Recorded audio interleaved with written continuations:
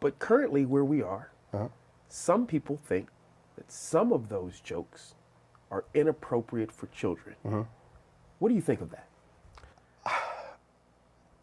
All these jokes that you're speaking of, that the show covered over the past 2 nights, every one of those jokes was written for a kid audience because kids thought they were funny and only funny. Okay? Now we have some adults looking back at them 20 years later through their lens, and they're looking at them and they're saying, oh, I don't think that's appropriate for a kid show. And I have no problem with that. If that's how anyone feels, let's cut those jokes out of the show. Just like I would have done 20 years ago or 25 years ago. I cut it. I want my shows to be popular. I want everyone to like. The more people who like the shows, the happier I am. Yeah. So if there's anything in a show that needs to be cut because it's upsetting somebody, let's cut it. So I think it's big for you to say with your work, if it's viewed as that today, you don't have a problem. Cut it. Cut it. I mean, that's a solution. The last thing I want to ever do Yeah. is put any content in a show that's going to upset my audience and make them want to turn off the TV. Why would I ever want to do that? Oh, yo, man, I wasn't even going to do a video on this because these type of videos is like whatever. But yeah, this was crazy to me. I was watching this documentary, Quiet on Set. It's on HBO Max on a couple of channels. And they were talking about Dan Snyder and all of the backstage Nickelodeon stuff from back in the 90s and early 2000s, mid 2000s. Like, this guy was like the Norman Lear of kid television. So if you were a kid back in the day watching Nickelodeon, more than likely you watched a lot of his shows. They talk about how a lot of these sex references, jokes in these shows. Like I say, if you're a kid watching this stuff, I didn't think anything of it. But you go back and look at it in your 20s, like he says in that video, that's what it looks like. And now they've put out this 4-episode docuseries. Drake Bell is the biggest star that actually appeared in it. No Kenan Thompson. If you're somebody, I don't want to spoil your time. None of the big stars, none of the big wigs is in this. They stayed away from that. But Drake Bell was in there, and he was talking about how one of the producers, and there's two producers that were on this set, and the whole setup was just weird.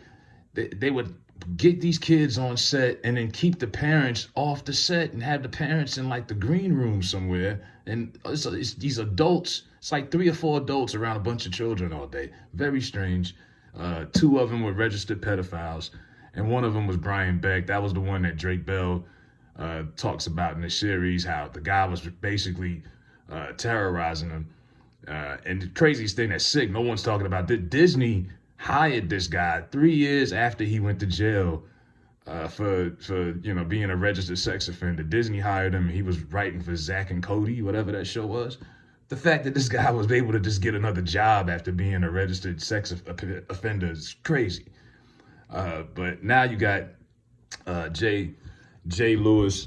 That's the kid who played Just Jordan. That was the show that came out, I don't know, I'd say like late 2000s. And I remember when he came up. Now that's his response. He said, I ain't giving up no ass. He was a funny little dude. I think he's on Wild 'N Out now. I mean, God, I don't know who's still watching that, but God bless y'all. But he was on BET, had a show called, I think it was called Coming to the Stage. And it was a variety, like it was like a competition for comedy, for comics.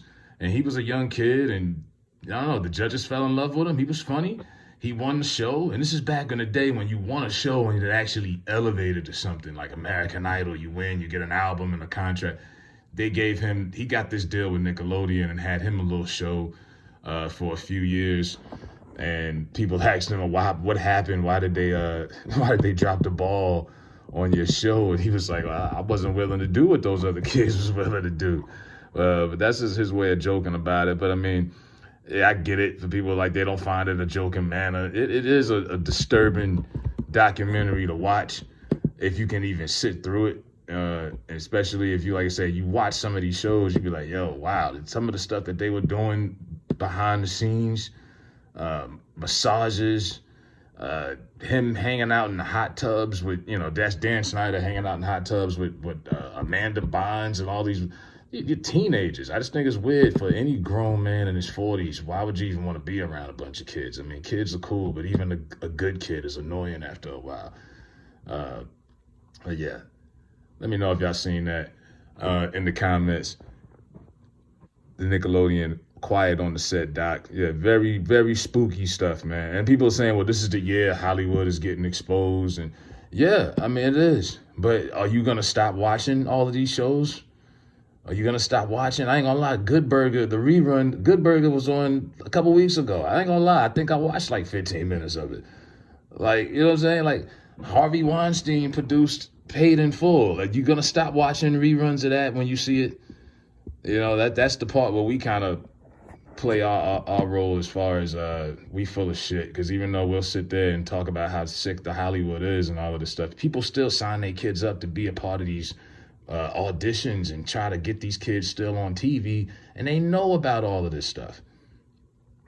So there you have it. But yeah, that's straight up from Just Jordan. He said he is not Jordan Lewis.